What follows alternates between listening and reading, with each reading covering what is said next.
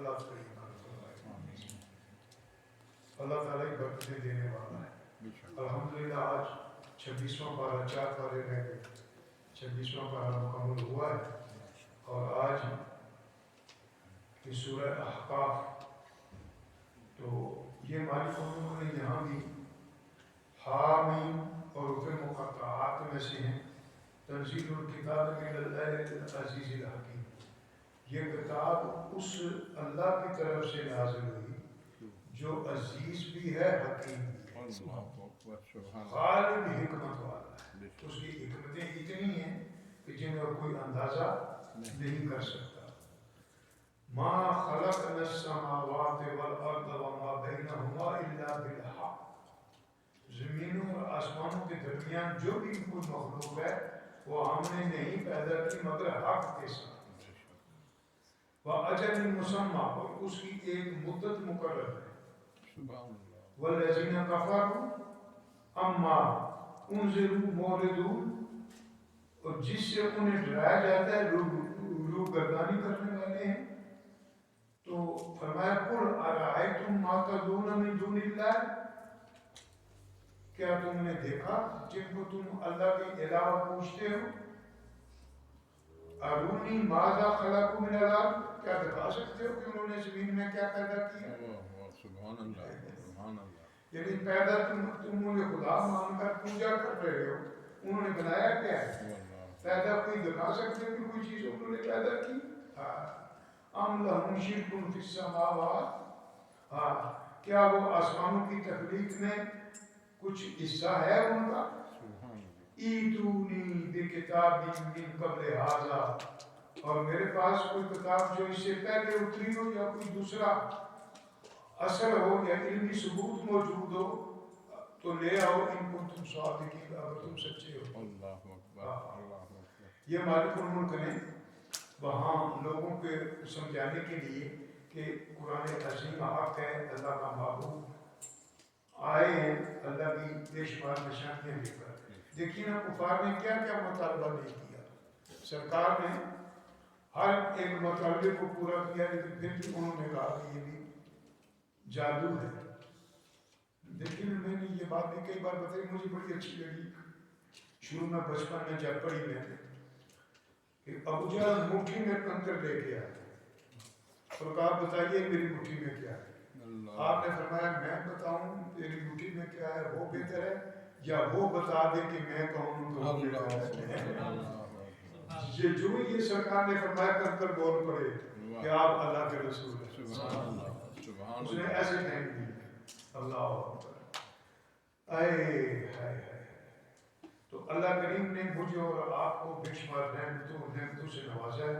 قرآن عظیم نے یہاں پھر یہ بچوں کے لیے بھی درس ہے. وَوَصَّيْنَا الْإِنسَانَ بِوَالِدَيْهِ إِحْسَانًا.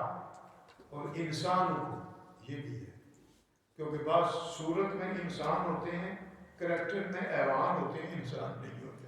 فرمایا کہ انسان کو اللہ نے وصیت کی کہ اپنے والدین کے ساتھ اس میں سلوک سے بیٹا love the parents, respect the parents. This is very very important message for this surah. اور پھر کہا کہ تیری ماں نے تجھے کتنی مشکلوں سے جنا ہے اور یہ ساری باتیں ماں اور باپ کا خیال رکھ.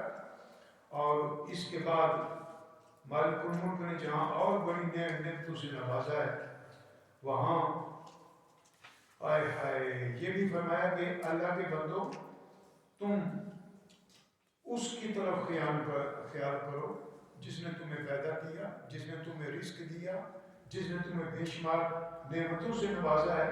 اور ہر نبی جو بھی نبی آیا وہ اسی کی پہچان کے لیے آیا, اسی کی معرفت کے لیے آیا.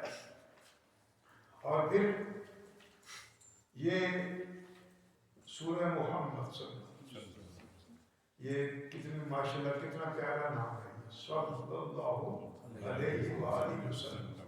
یہ نام لیتے ہوئے بھی نا ہونٹ 2 بار اپنے آپ کو چوم لیتے ہیں. دیکھو محمد, منہ پہلے منہ کہا تو دونوں ہونٹ مل گئے, پھر محمد.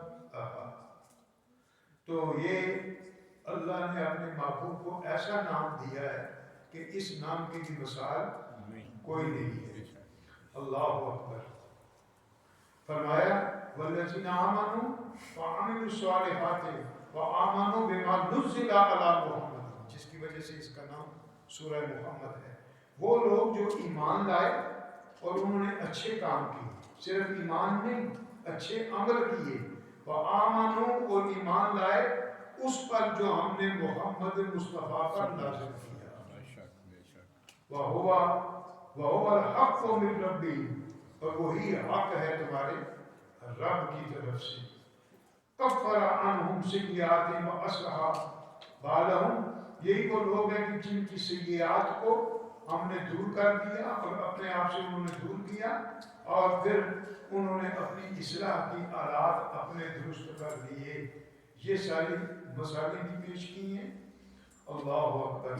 اس میں میرے اور آپ کے لیے کئی سبق موجود ہیں.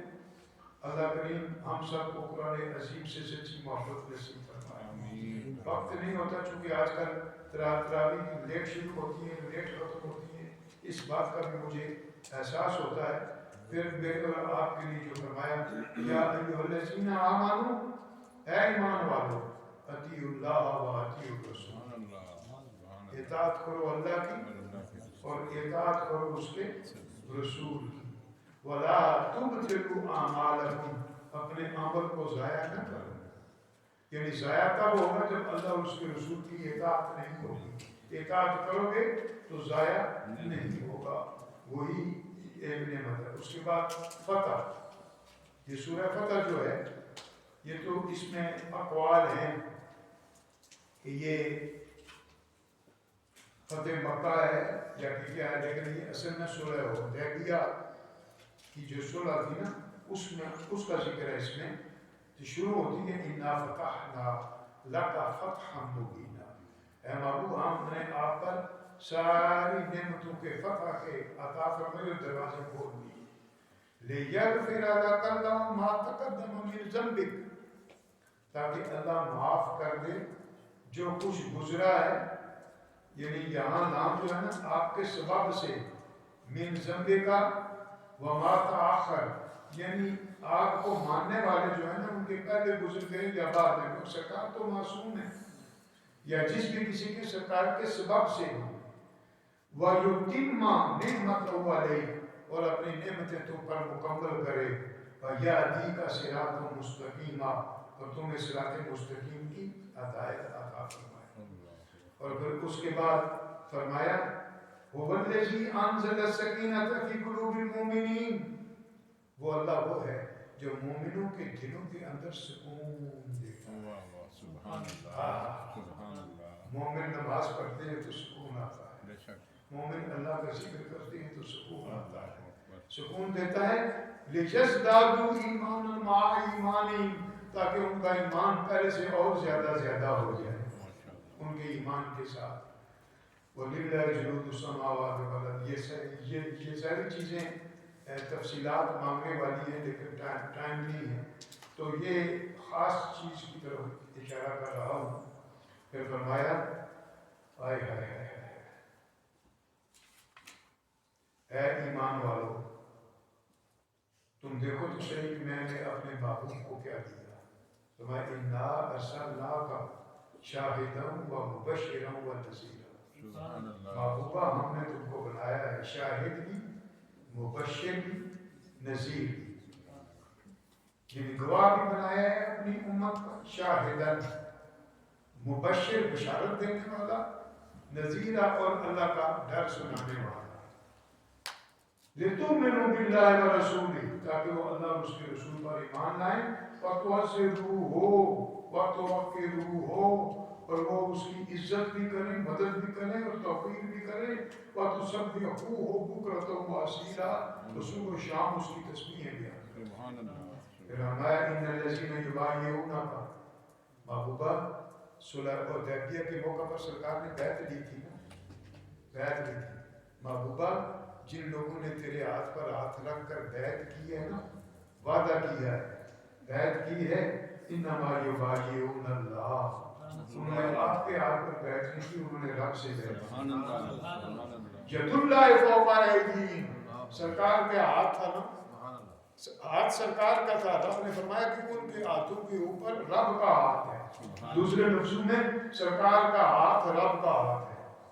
اور یہاں ایک بات کہہ دوں، حضرت عثمان غنی کو مکہ شریف بھیجا تھا نا سرکار نے، تو اب بیعت کا وقت آیا تو سرکار نے کہا یہ ہاتھ عثمان کا ہے، اپنا ہاتھ رکھ کر کہا میں عثمان کی طرف سے بیعت کرتا ہوں۔ تو جس کے ہاتھ کو رب اپنا ہاتھ کہے، اس پیارے محبوب خدا نے عثمان غنی کے اپنے ہاتھ کو عثمان غنی کا ہاتھ فرما کر دوسرا ہاتھ رکھا ہے۔ عثمان غنی آپ کی بھی کیا شان ہے، اللہ اکبر۔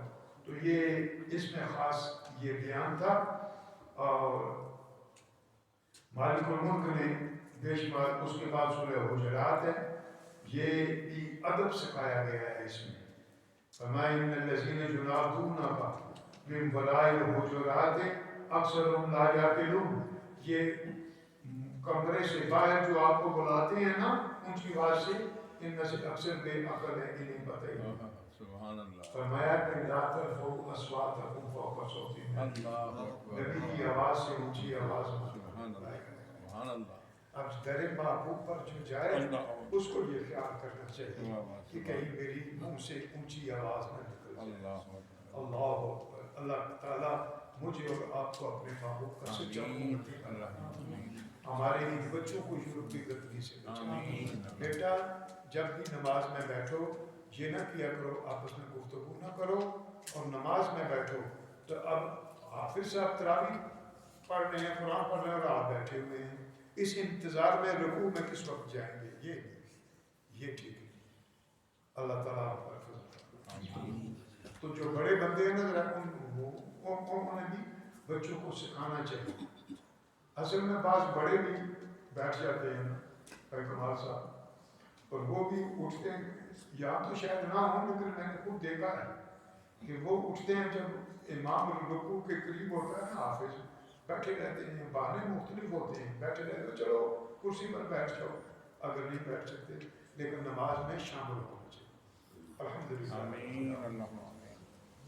یا اللہ اپنے امام صاحب پر فضل فرما، اے مولا اس ماہ مکرم کی ہر برکت ہمیں عطا فرما، اے مولا تعالیٰ اس آخری عشرے میں ہم پر فضل فرما، یا اللہ رمضان مقدس کی ہر رحمت و نعمت عطا فرما، یا اللہ ہمارے بچوں کو یورپ کی گندگی سے محفوظ رکھا، انہیں آداب مسجد سکھا، انہیں آداب قرآن سکھا، قرآن اور اپنے محبوب سے محبت ان کے سینوں میں ڈال دے، یہ والدین کی بھی عزت کریں اور ایک دوسرے کا بھی خیال کریں، مسجد میں آئیں تو پاک دامنی کے ساتھ آئیں۔ اللہ ہم سب پر